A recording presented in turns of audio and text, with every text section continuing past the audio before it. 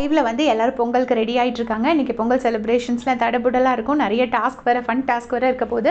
அதுக்கு முன்னாடி 2 கொஸ்டின்ஸ் நிறைய சப்ஸ்கிரைபர்ஸ் கேட்டிருக்கீங்க. அவங்களுக்காக தான் இந்த வீடியோ. ஒன்று வந்து திவ்யாவை ஏன் ஏவி போர்ஷன் ஏவியில் நிறைய காட்டலை அப்படின்னு கேட்டிருக்கீங்க. கண்டிப்பாக காட்டலை தான். நிறைய மொமெண்ட்ஸை வந்து அவங்க ரொம்ப லைட்டாக 1 or 2 சீன்ஸ் தான் வந்தாங்க. சாண்ட்ரா வந்து சீக்ரெட் டாஸ்க் பண்ணும்போது பின்னாடி போயிட்டு இப்படி 2 கையும் நம்ம சக்ஸஸ்னால் வைப்போம்ல, அந்த மாதிரி ஒரு ஆக்ஷன் பண்ணியிருப்பாங்க. அது ஒரு ரொம்ப ஸ்பெஷலான கிளிப்பு. அதை கூட அவங்க ஆட் பண்ணலை, ஏன்னு தெரியல. அண்ட் எனக்கு என்னவோ வந்து அது பர்பஸாக அவாய்ட் பண்ணாங்களா அப்படின்னு நம்ம சொல்ல முடியாது. ஏன்னா திவ்யாவுக்கு வந்து இந்த வீட்டில் ஃப்ரெண்ட்ஷிப் ரொம்ப கம்மி. ஃபஸ்ட்டு சாண்ட்ரா பிரஜன் கூட இருக்கும்போது மட்டும்தான் அவங்களுக்கு ஒரு ஃப்ரெண்ட்ஷிப் இருந்தது. அவங்க கூட நிறைய டைம் ஸ்பெண்ட் பண்ணனால மற்றவங்களோட ஃப்ரெண்ட்ஷிப்பும் இல்லாமல் போச்சு. ரொம்ப ஃபேமஸான ஃப்ரெண்ட்ஷிப்னா வினோத் அண்ணா கமருதன் ஃப்ரெண்ட்ஷிப் ஒரு பக்கம், இன்னொரு பக்கம் வந்து எஃப்ஜே, சபரி, கனியக்கா அண்ட் விக்ரம் அவங்களோட ஃப்ரெண்ட்ஷிப்பும் ரொம்ப ஃபேமஸ்.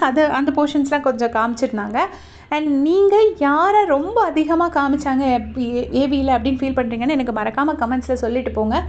அதுக்கப்புறம் பார்த்தீங்கன்னா சாண்ட்ரா வந்து ஏன் இப்படி சாண்ட்ராவை கூப்பிட்டு வச்சு நீ ஏன் கிழவின்னு சொன்ன, ஏன் நாயின்னு சொன்னேன்னு எல்லாரும் வந்து கேட்குறாங்க அப்படின்னு சொல்லியிருந்தீங்கள்ல. மற்றவங்க எல்லாரும் பின்னாடி பேசியிருக்காங்க, அவ்வளோ கண்டஸ்டன்ஸும் பின்னாடி பேசுகிறாங்க, ஏன் வந்து சாண்ட்ராவை மட்டும் எல்லோரும் டார்கெட் பண்ணுறீங்க அப்படின்னு சொல்லிட்டு உண்மையிலே ஜெனுவினாக என்கிட்ட நிறைய பேர் கேட்டிருந்தீங்க. அதை நான் எப்படி பார்க்குறேங்கிறத நான் சொல்கிறேன்.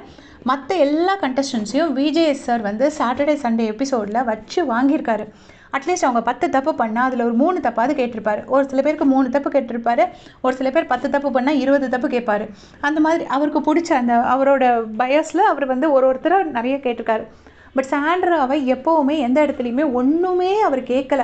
கம்ப்ளீட்டாக பார்த்தீங்கன்னா சாண்ட்ராவுக்கு அப்படி ஃபுல்லாக ஒயிட் வாஷ் பண்ணி கடைசி போகிற அன்றைக்கி வரை இப்போ கூட என்ன ஒரு ரூம்னா சாண்ட்ராவோட நேம் இன்னும் கெட்டு போகக்கூடாதுங்கிறதுக்காக தான் அவங்கள வந்து எவிக்ட் பண்ணியிருக்காங்க அப்படின்னு சொல்கிறாங்க.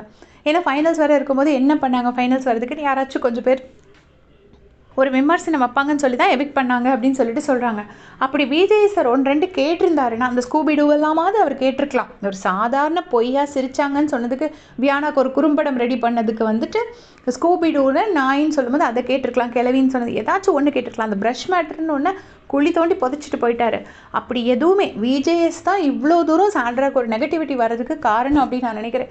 இல்லைன்னா ஒரு பாதி பேருக்கு பிடிச்சிருக்கும், பாதி பேருக்கு பிடிக்காமல் போயிருக்கும், அந்த மாதிரி போயிருப்பாங்க.